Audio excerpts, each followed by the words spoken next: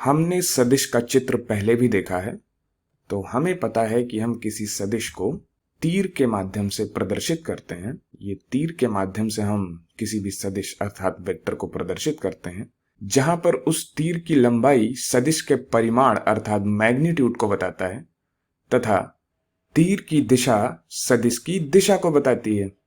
अब यदि हम इसे गणितीय रूप में परिभाषित करना चाहें तो हम देखते हैं कि इस सदिश का जो प्रारंभिक बिंदु है वहां से जो इसका सिरा है वह क्षैतिज दिशा में कितनी दूरी तय करता है।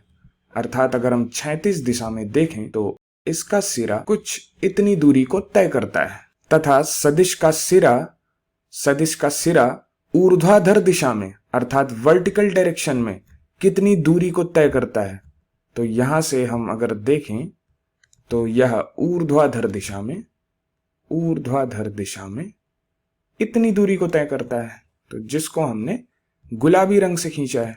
इसको हम ऐसे भी कह सकते हैं कि ये जो सफेद रंग से हमने सदिश खींचा है, इसके प्रारंभिक बिंदु से यदि हम इसके अंतिम बिंदु तक पहुंचना चाहें तो पहले हम क्षैतिज दिशा में अर्थात हॉरिजॉन्टल डायरेक्शन में इस पीले रंग के सदिश के बराबर दूरी को तय करेंगे तथा फिर हम ऊर्ध्वाधर दिशा में अर्थात वर्टिकल डायरेक्शन में इस गुलाबी रंग की जो सदिश हमने खींचा है उसके बराबर हम दूरी को तय करेंगे, तब हम शीर्ष पर पहुंच पाएंगे। यदि हम मान लें कि हम क्षैतिज दिशा में 2 इकाई दूरी हमने चली है तथा ऊर्ध्वाधर दिशा में हमने 3 इकाई दूरी तय की है, यदि हमने 3 इकाई दूरी तय की है तो इस वेक्टर को अर्थात इस सफेद रंग के सदिश को यदि हम इसको वेक्टर v से लिखें, सदिश v से लिखें, तो सदिश v को हम क्रमिक युग्म के रूप में अर्थात ऑर्डर्ड पेयर के रूप में लिख पाएंगे। यह बराबर होगा ब्रैकेट में 2,3 के। सदिशों को हम किसी अदिश से गुणा करके उन्हें जोड़ या घटा कैसे सकते हैं, यह सीखने के लिए हम इकाई सदिश अर्थात यूनिट वेक्टर के बारे में पहले जानते हैं। तो इकाई सदिश के बारे में पहले हम जानते हैं। इकाई सदिश अर्थात यूनिट वेक्टर, यहां जब हम द्विविमीय सदिश अर्थात 2 डायमेंशनल वेक्टर की बात करते हैं तो हम 2 दिशाओं में इकाई सदिश को परिभाषित करते हैं, तथा जब हम त्रिविमीय सदिश की बात करते हैं अर्थात 3 डायमेंशनल वेक्टर की बात करते हैं तो हम इकाई सदिश को 3 दिशाओं में परिभाषित करेंगे। तो चूंकि यहां पर हम 2 विमीय अर्थात 2 डायमेंशनल वेक्टर की बात कर रहे हैं तो इसलिए हम 2 दिशाओं में अर्थात क्षैतिज दिशा तथा ऊर्ध्वाधर दिशा में हम इकाई सदिश को परिभाषित करेंगे। चलो हम इकाई सदिशों को परिभाषित करते हैं। तो यहां पर जैसे कि हम इकाई सदिश परिभाषित कर रहे हैं आई से, तो इसके ऊपर हम कैप लगाएंगे। इकाई सदिश के ऊपर हम हमेशा कैप लगाएंगे। तो यह इकाई सदिश क्षैतिज दिशा में 1 इकाई जाता है तथा ऊर्ध्वाधर दिशा में 1 भी इकाई नहीं जाता है, अर्थात कुछ भी नहीं जाता है। तो यहाँ पे ऊर्ध्वाधर दिशा में यह 0 इकाई गया है, इसलिए इसे हम क्रमिक युग्म में 1,0 से लिखेंगे तथा यहां पर हम इसे अगर हम 1 इकाई गए हैं क्षैतिज दिशा में तो इसको इस तरह से प्रदर्शित करेंगे। यह जो सदिश है यह क्षैतिज दिशा में 1 इकाई गया है तथा ऊर्ध्वाधर दिशा में बिल्कुल भी नहीं गया है, तो इसे हम आई कैप से लिखेंगे, आई कैप। अब यदि हम ऊर्ध्वाधर दिशा में 1 इकाई सदिश को परिभाषित करें, मान लेते हैं लाल रंग से इसे हम परिभाषित करते हैं, तो जे कैप से यदि हम इसे परिभाषित करें तो वह क्षैतिज दिशा में कहीं भी नहीं गया है अर्थात 0 इकाई है तथा ऊर्ध्वाधर दिशा में 1 इकाई गया हुआ है। तो यह क्षैतिज दिशा में 1 भी इकाई नहीं गया है तथा ऊर्ध्वाधर दिशा में 1 इकाई गया है।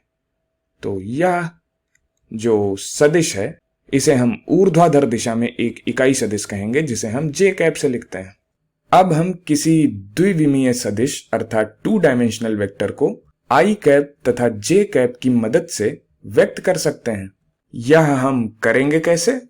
तो यदि हम इस उदाहरण को देखें अर्थात वेक्टर v को देखें तो यह 2 सदिशों के योग के रूप में लिखा है, जिसमें से एक सदिश पूर्णतः क्षैतिज दिशा में 2 इकाई लंबाई का है तथा दूसरा सदिश पूर्णतः ऊर्ध्वाधर दिशा में 3 इकाई लंबाई का है तथा हम वेक्टर v को इन दोनों सदिशों के योग के रूप में लिख सकते हैं। तो चलो इसे हम लिखते हैं। तो वेक्टर v अर्थात सदिश v को हम लिख सकते हैं 2 इकाई लंबाई का एक सदिश जो कि क्षैतिज दिशा में है। तो इसको लिखने का तरीका है 2i कैप प्लस 3 इकाई लंबाई का सदिश ऊर्ध्वाधर दिशा में अर्थात वर्टिकल डायरेक्शन में। तो इसको लिखने का तरीका है 3j कैप। तो यहां हम देख सकते हैं कि हमने सदिश v को 2 सदिशों के योग के रूप में लिखा है, जिसमें से एक सदिश पूर्णतया 2 इकाई लंबा क्षैतिज दिशा में है तथा दूसरा सदिश पूर्णतया 3 इकाई लंबा ऊर्ध्वाधर दिशा में है। तो यहां जो हमने 2i कैप लिखा है वह यह पूरा का पूरा वेक्टर है, यहां इसको हम देख सकते हैं। तथा जो हमने 3j कैप लिखा है वह 3 का गुणा हमने j कैप से किया है, तो यह पूरा का पूरा वेक्टर है। तो हम यहां से स्पष्ट रूप से देख सकते हैं कि v को हमने 2 सदिशों के योग के रूप में लिखा है, जहां पे एक सदिश 2 इकाई लंबा क्षैतिज दिशा में है तथा दूसरा सदिश 3 इकाई लंबा ऊर्ध्वाधर दिशा में है। यहां पे हमने सदिश v को 2 रूप में लिखा हुआ है। सदिश v को यहां पर हमने 2,3 से लिखा है तथा यहां पर 2i cap plus 3j cap से लिखा हुआ है। ये दोनों ही एक ही सदिश को निरूपित करते हैं। इनका लिखने का तरीका अलग अलग है, लेकिन ये दोनों ही एक ही सदिश को निरूपित करते हैं। अब हम आगे के वीडियोस में देखेंगे कि जब हम त्रिविमीय सदिश अर्थात 3 डायमेंशनल वेक्टर की बात करेंगे तो वहां एक और इकाई सदिश परिभाषित किया जाता है जिसे हम k कैप कहते हैं। चलो सदिशों के इस वाले रूप में हम सदिशों की संक्रियाएं अर्थात वेक्टर्स के ऑपरेशंस को देखते हैं। तो मान लेते हैं हमारे पास कोई दूसरा वेक्टर b है। तो वेक्टर b को परिभाषित किया गया है अर्थात वेक्टर b बराबर है, वेक्टर b अर्थात सदिश b बराबर है -1i cap plus 4j cap. यदि ये दो सदिश इस प्रकार से परिभाषित किए गए हैं तो इनका योग क्या होगा?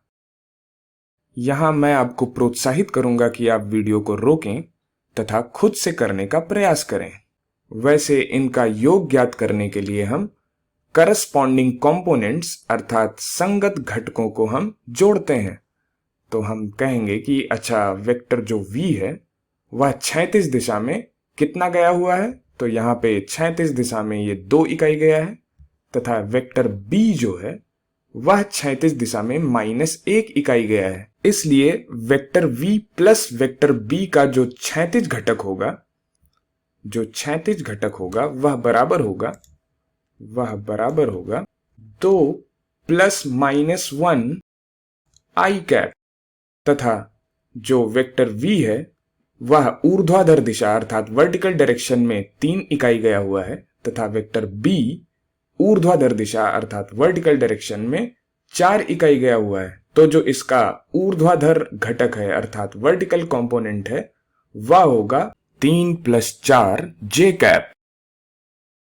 तो यह बराबर होगा 2 - 1 i कैप। तो 1 i कैप को हम सिर्फ i कैप लिखते हैं, तो यह i कैप प्लस 3 और 4 का योग 7 होगा, तो 7j कैप। हम पहले भी सदिशों के योग को इस रूप में देख चुके हैं। क्या होता है यदि हम वेक्टर b को क्रमिक युग्म के रूप में लिखते, तो इसको हम लिख सकते थे, यह बराबर होता क्रमिक युग्म अर्थात टपल्स के रूप में अगर हम इसे लिखते तो इसे हम लिख सकते थे -1,4।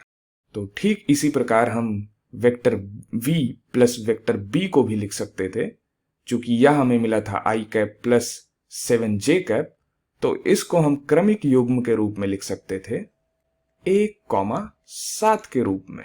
यहां पर यह दोनों सदिश एक ही हैं, बस इनको व्यक्त करने का तरीका अलग अलग है। यहां पर हमने i कैप तथा j कैप के माध्यम से सदिश को व्यक्त किया है तथा यहां पर हमने क्रमिक युग्म के रूप में सदिश को व्यक्त किया है।